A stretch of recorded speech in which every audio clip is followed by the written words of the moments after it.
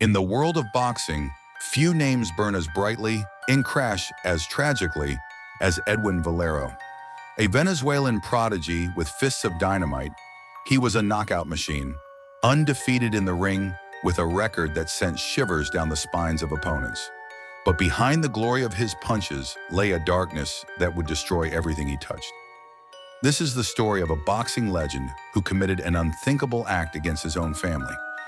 Will you be impressed by his talent or disgusted by his actions?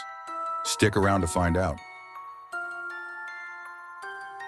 Born on December 3, 1981, in the rough streets of Valencia, Venezuela, Edwin Valero grew up in poverty, the third of 8 brothers. Life was tough, and young Edwin found himself in street fights and trouble with the law from an early age. But at 12, he discovered boxing, a way to channel his rage. With an amateur record of 86 wins and 6 losses, 57 by knockout, Valero was a force of nature.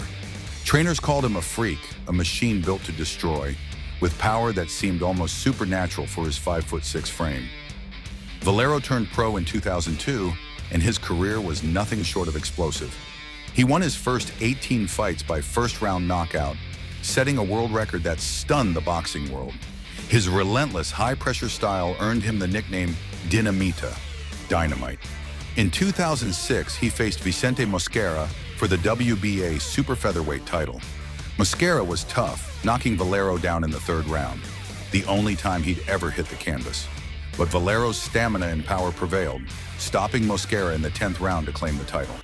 He was 24 years old, a 2-division champion by 2009, with a perfect 27-0 record, all by knockout. The only WBC champion to achieve this feat.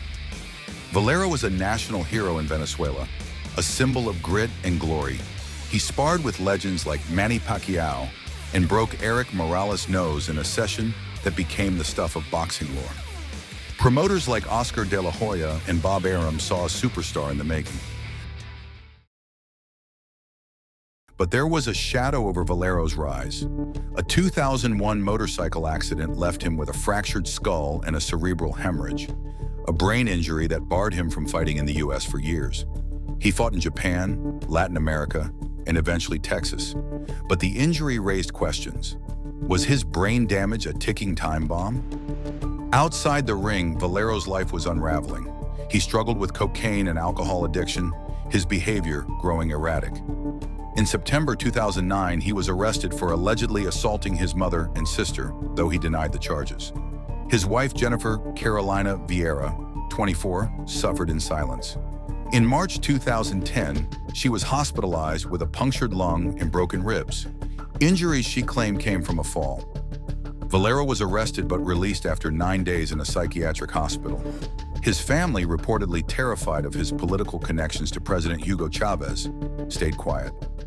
Chavez's support and Valero's chest tattoo of the president made him untouchable to some, fueling accusations that he dodged justice. On April 18, 2010, the world saw the true cost of Valero's demons. In a hotel room in Valencia, Venezuela, police found Jennifer's body, stabbed 3 times.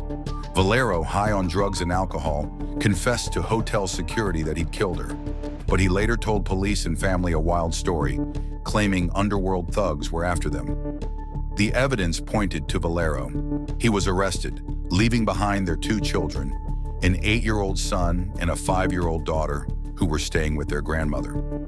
The next day, April 19th, Valero was found dead in his cell, having hanged himself with his sweatpants, a photo of his family reportedly clenched in his teeth. Venezuela mourned its fallen hero, but the tragedy left a bitter taste.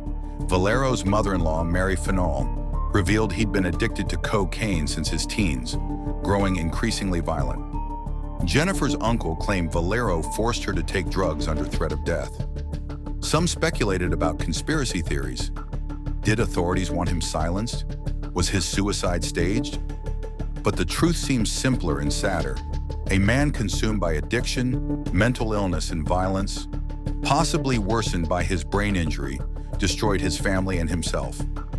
Edwin Valero's story is a paradox. In the ring, he was a legend, a 27-0 knockout king who could have been one of the greatest.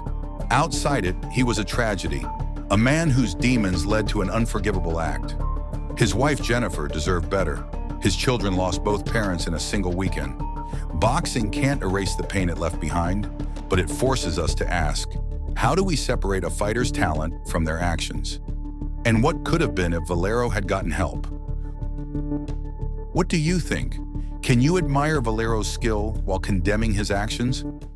Drop your thoughts in the comments below and let us know if you want more stories like this. Don't forget to like, subscribe, and hit that notification bell for more no-face documentaries diving into the wildest stories in sports. Until next time, stay curious.